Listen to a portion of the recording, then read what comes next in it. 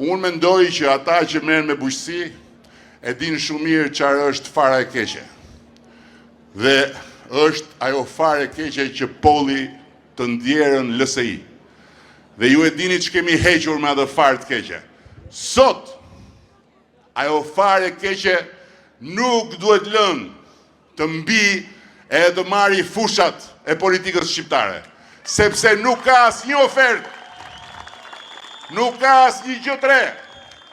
Ka po të njëjtën gjuhë kënetës, po shari dhe kënetës, po akuzat dhe kënetës.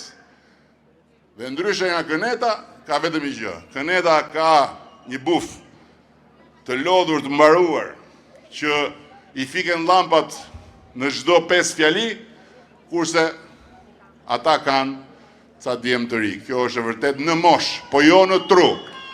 Në tru janë të tërë bufat vegjël.